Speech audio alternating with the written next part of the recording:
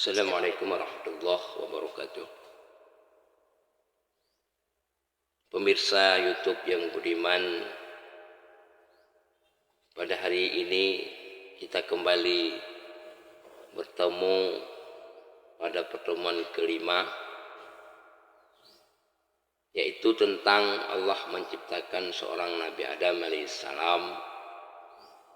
Pada pertemuan sebelumnya, Nabi Adam alaihissalam pernah mengucapkan taubat kepada Allah Subhanahu wa taala. Menurut tafsir yang ada di dalam Al-Qur'an, Nabi Adam pernah mengatakan bahwa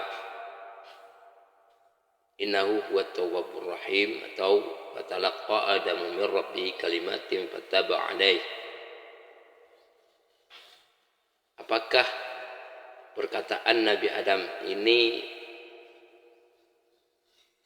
bisa menjadikan sebagai contoh, atau memang fakta bahwa Nabi Adam itu berdosa? Sementara gema yang dibunyikan oleh Rasulullah SAW, setiap nabi yang diutuskan itu tidak berdosa. Bahkan Al-Quran tidak diturunkan kepada Rasul khusus, akan tetapi sebagai perantara, sebagai pembawa risalah, mereka-mereka itu adalah pilihan Allah, bukan khusus kepada Nabi Al-Quran diturunkan, akan tetapi kepada umatnya. Sesuai dengan bahasa Allah yang ada pada surah Thaha, itu dari awal ayat 1 ayat 2 sudah diceritakan yang bahwa Allah tidak menurunkan Al-Quran itu kepada Nabi, seorang Nabi pun.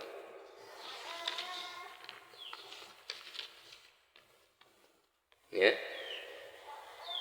Seperti ayat 2 pada surah Thaha ini disebutkan oleh Allah, ma anzalna alaikal qur'ana litasqa. Kami tidak menurunkan Al-Quran ini kepadamu agar kamu menjadi susah. Itu merupakan penurunan Al-Quran kepada kaum nabi-nabi yang sudah ada.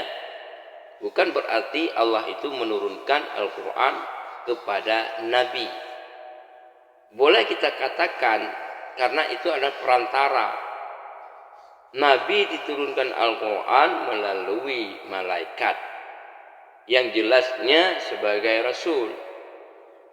Nah, maka ayat yang ketiga menjelaskan tentang untuk apa Al-Quran diturunkan.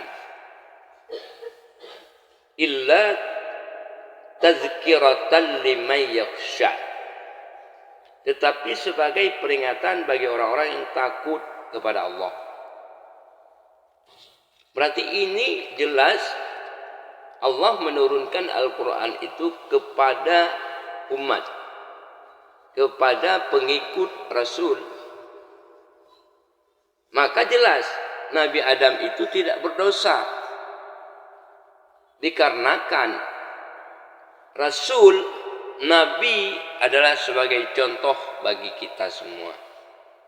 Kalaupun nampaknya Nabi itu sebagai pendosa karena dia sudah meninggalkan atau tidak mendengarkan daripada apa kata Allah.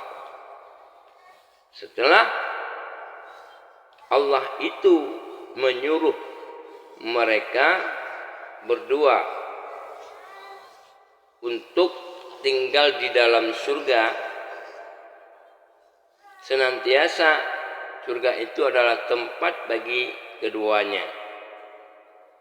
Daripada surga itu tempat yang mengasyikkan bagi keduanya.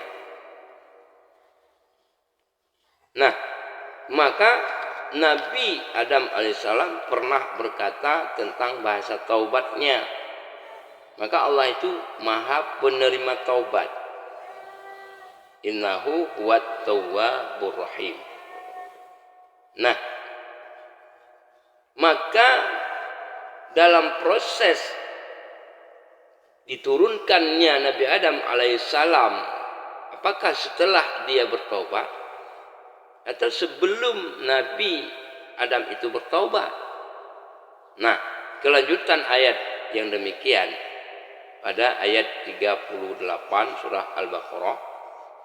Bismillahirrahmanirrahim. Qul nahbitu minha jami'a fa imma ya'yannakum minni hudan faman tabi'a hudai fala khaufun 'alaihim wa la hum yahzanun.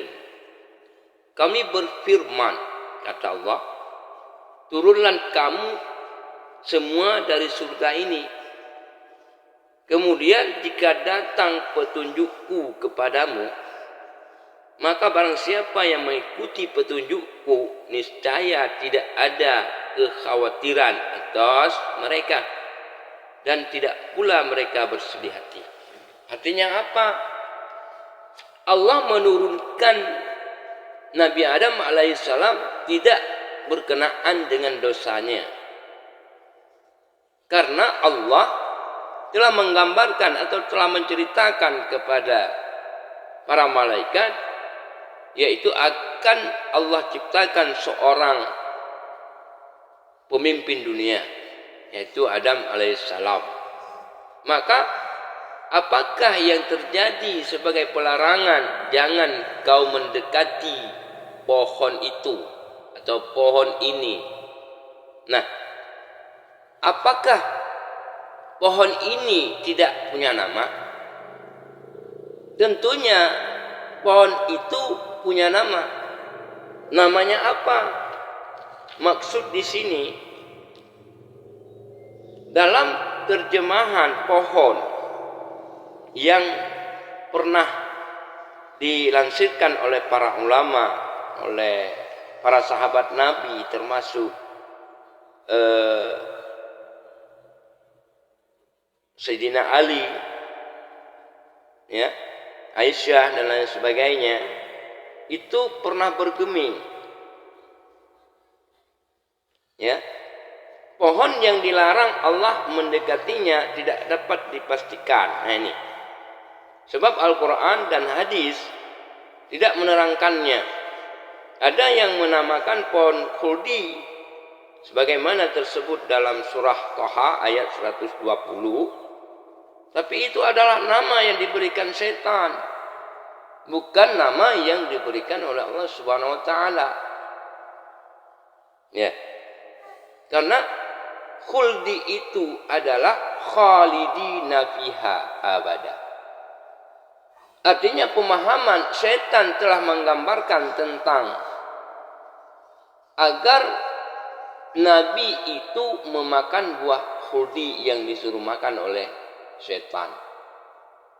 Karena khuldi itu khalidina fiha abada. Artinya oleh setan menyuruh Nabi Adam alaihissalam agar dia memakan buah khuldi itu agar dia kekal di dalam surga. Itu menurut setan. Maka Allah melarangnya. Wala taqraba hazihi syajarah. Artinya apa? Jangan kau dekati pohon ini ketika engkau hendak ingin menjadi seorang pendosa. Itu menurut Allah. Dalam proses zalim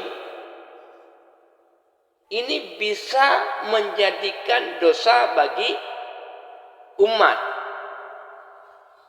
Maka zalim lagi bisa menjadikan mencelakai akan dirinya. Karena di sini banyak yang menggambarkan yang bahwa bisa mencelakai orang lain dan mencelakai akan dirinya. Itu beda. Maka seorang umat Islam atau umat Muhammad bisa berdosa, ada dosa kecil, ada dosa besar. Maka pada Nabi Adam alaihissalam diturunkan ke dunia ini memang penyebabnya karena dia makan buah khuldi.